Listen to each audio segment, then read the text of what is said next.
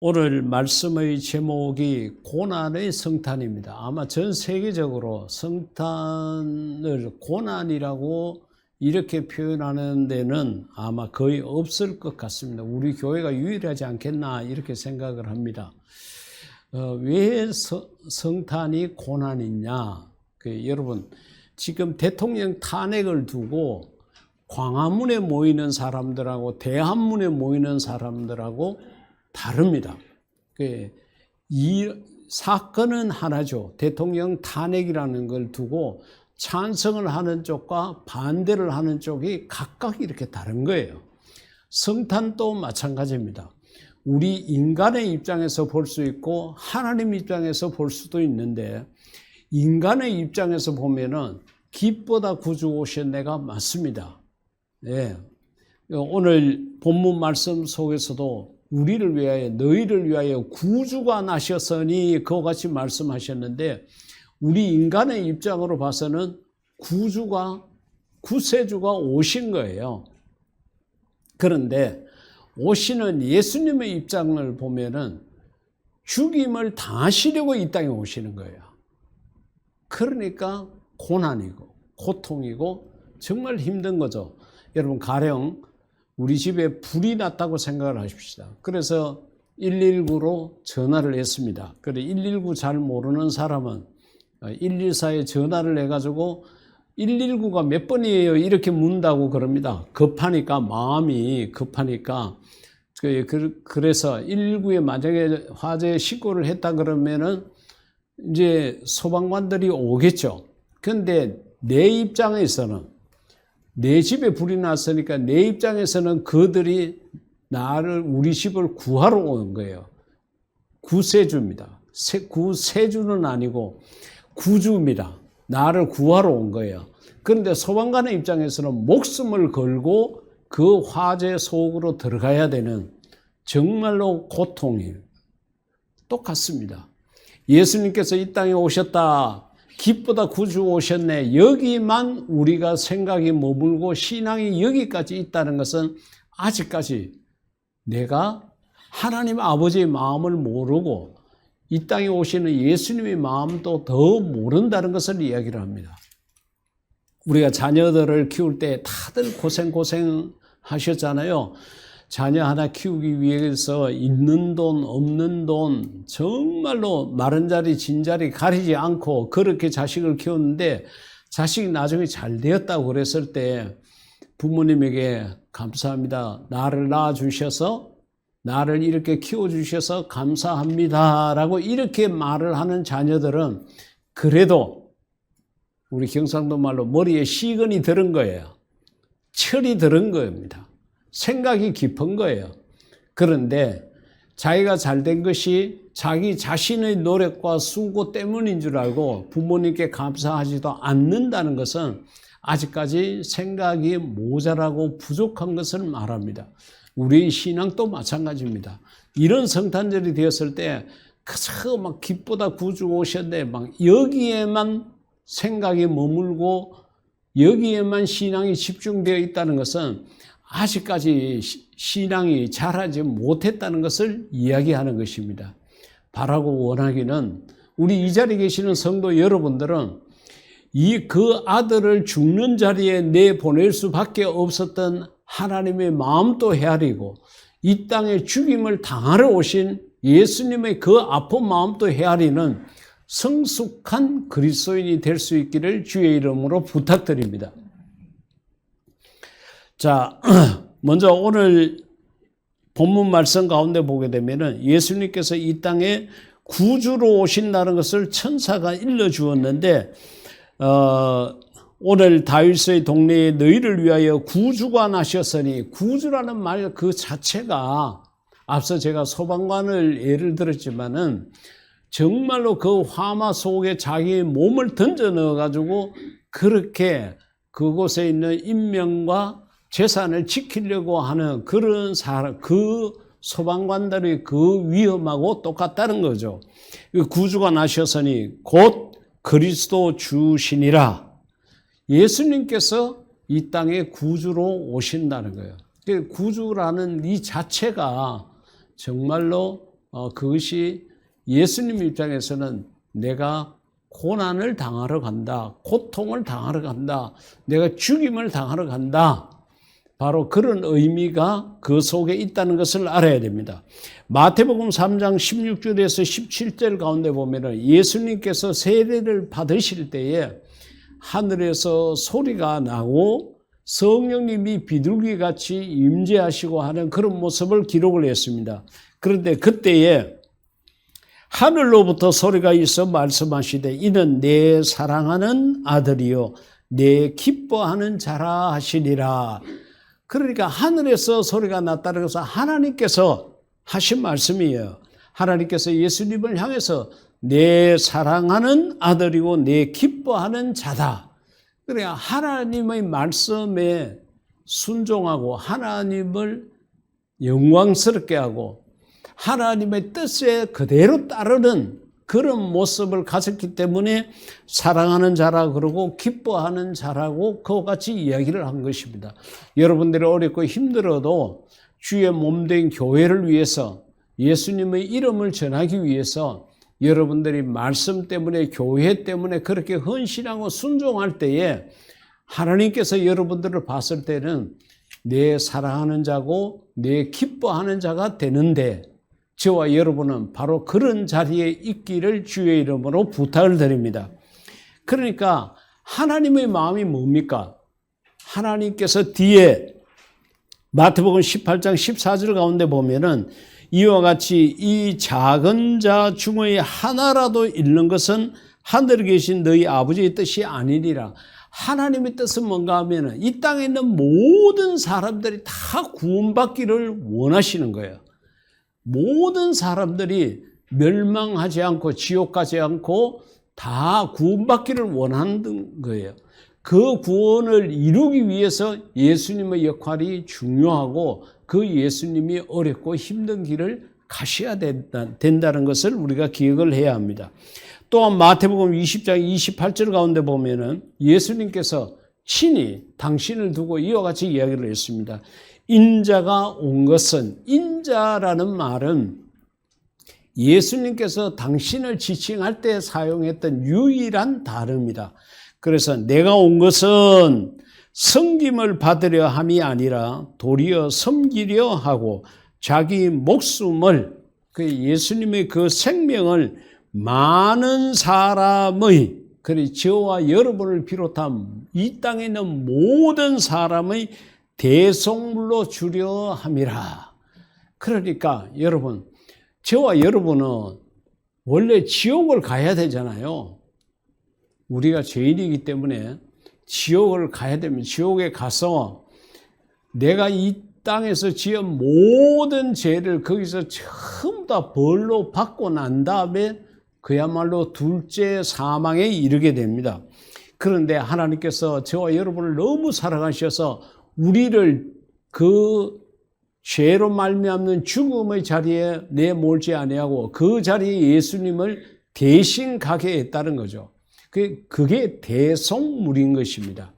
그러니까 내가 져야 될 십자가를 예수님께서 지시고 내가 감당해야 될 고통을 예수님께서 다 감당하셨다는 겁니다. 그렇기 때문에 우리는 평생 예수님에게 감사할 수 있어야 되고 예수님을 위해서라면 우리의 목숨도 아끼지 말아야 된다는 겁니다. 그래서 자기 목숨을 많은 사람의 대속물로 주려 함이니라. 그와 같이 이야기를 했습니다. 그러니까 예수님께서 이 땅에 오신 것은 저와 여러분의 죄 때문에 대신 죽임을 당하시는 대속물이 되기 위해서 이 땅에 오신 거예요. 그러니까 그 자체가 얼마나 큰 고통입니까? 예수님께서 당하신 십자가를 지시기 전에 여러 가지 고통들을 생각을 해 보십시오. 그 모든 것을 우리가 감당해야 되는데 예수님이 감당하셨다는 겁니다.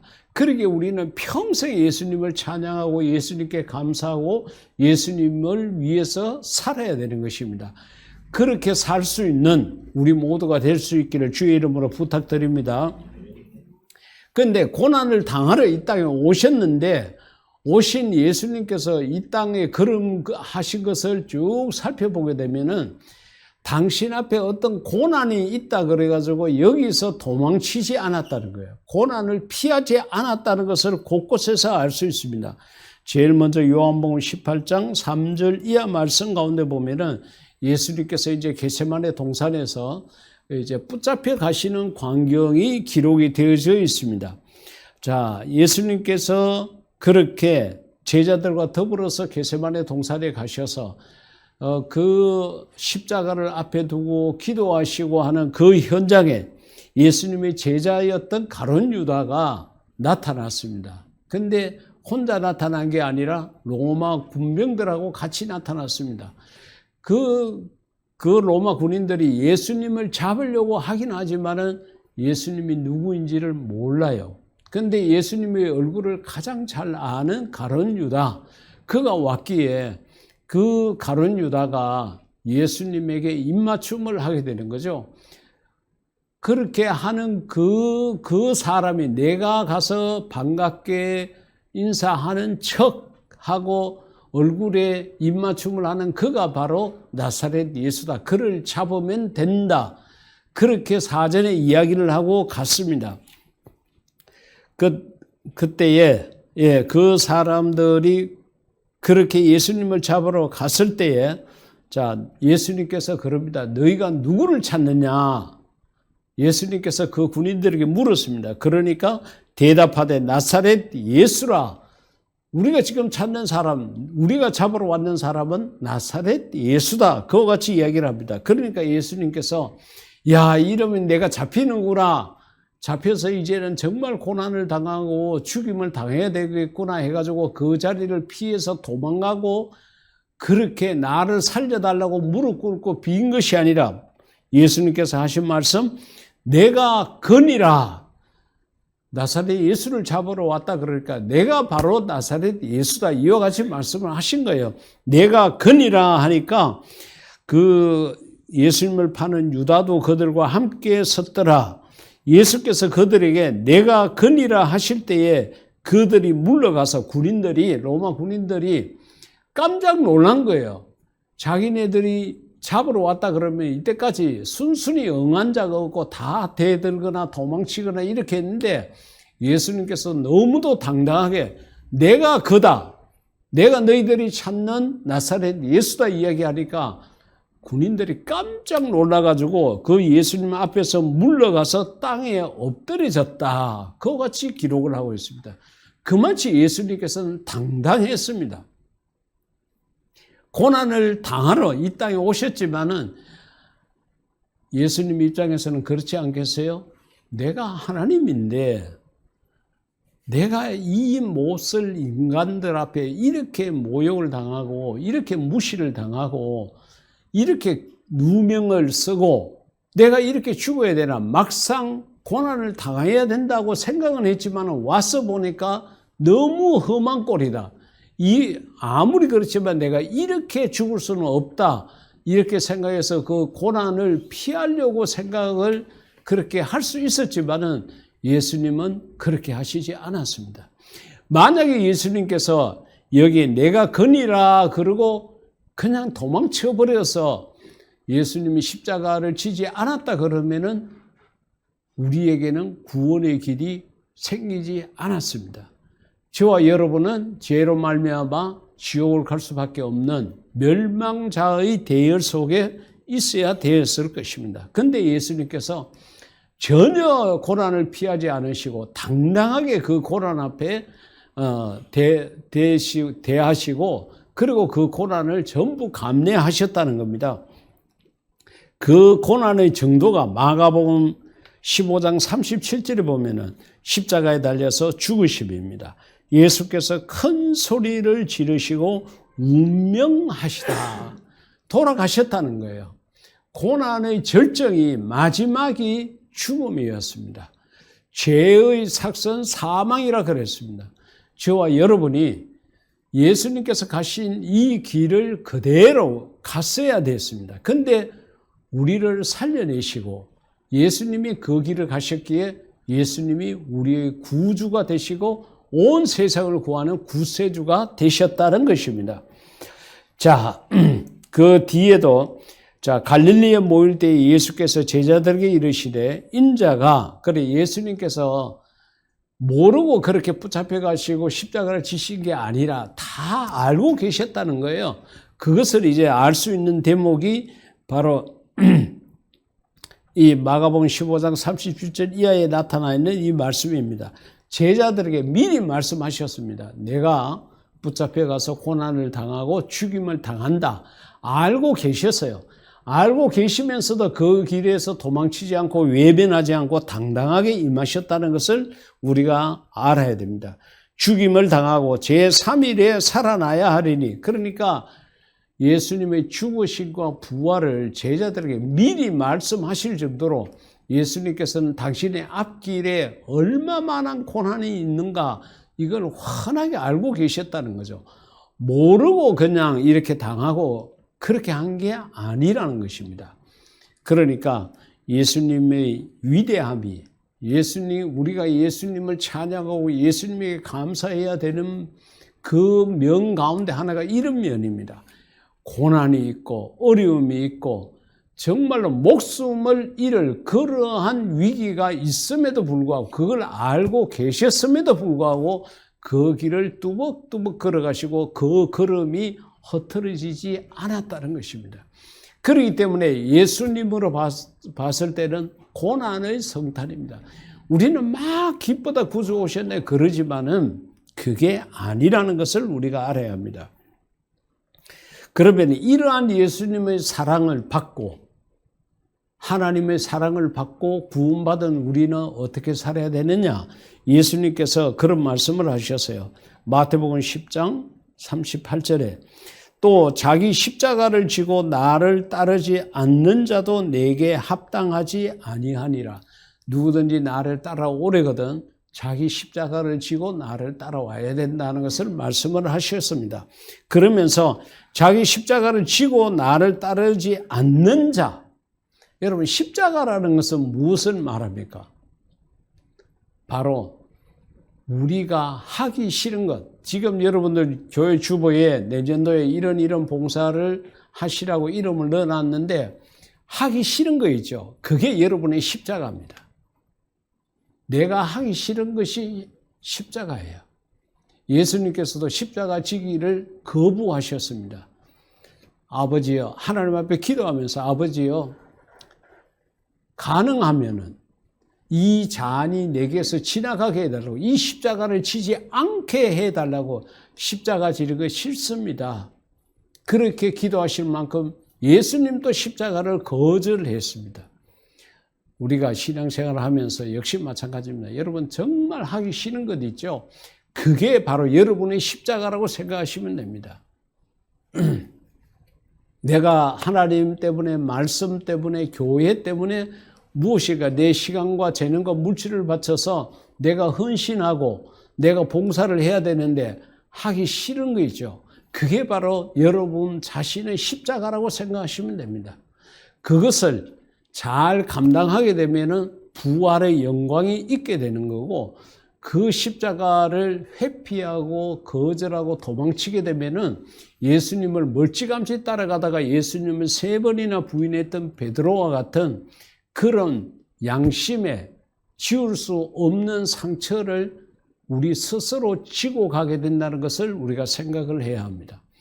우리가 이 성탄절 때 예수님께서 이 땅에 오심으로 말미암아 우리가 구원을 받을 수 있는 길이 열린 것은 맞지만은 그것에만 기뻐하고 즐거워할 것이 아니라 이 땅에 오신 예수님의 이 심정, 고난을 당하려, 고통을 당하려 이 땅에 오시는 그 예수님의 마음, 그리고 아들을 죽는 자리에 내보낸 하나님 아버지의 마음, 이것까지도 우리가 헤아리고 나는 그러면은 어떻게 살아야 될 거냐? 예수님께서 마지막으로 하신 말씀처럼 내 십자가를 지고 주님을 따르는 것이 오늘 내가 해야 될 일이라는 것을 우리가 다시 한번 생각해야 합니다. 다시 한번 생각을 하십시오. 여러분, 여러분이 가장 하기 싫어하는 것, 그것이 여러분의 십자가입니다. 그러면 그 십자가를 지고 주님을 따라가시게 되면은 부활의 영광에 같이 참여하게 되는 것이고, 그 십자가를 내팽개치고 도망치게 되게 되면은 여러분 결국은 비굴한 사람이 되고 하나님의 뜻에 합당하지 않는 자가 됩니다. 주님을 따라가지 않는 자가 된다는 것을 우리가 이 성탄때 꼭 기억을 하셔야 됩니다. 오늘 이 말씀, 예수님께서 고난을 당하실 줄 뻔히 알면서도 그 길에서 도망치지 않고 끝까지 그 고난의 걸음을 죽임을 당하는 데까지, 운명하시는 데까지 가신 것처럼 우리도 그 길을 가야 된다는 것을 생각하십시오. 그렇게 하게 되면은 주님의 부활의 영광에 우리도 같이 참여하게 될 것이고, 거기에 따른 하늘의 상급이 우리들에게 크게 될 것입니다. 여러분들, 우리의 신앙의 옷무새를 다시 한 번 더 가다듬고 단정하게 해서 우리가 하나님 앞에서도 떳떳하고 성도들 앞에서도 내가 당당할 수 있는 그런 우리 믿음의 사람이 되어서 이 성탄절기에 다시 한번 우리의 믿음을 성숙하게 하고 거룩하게 하는 그런 우리 모두가 될 수 있기를 주의 이름으로 축복합니다.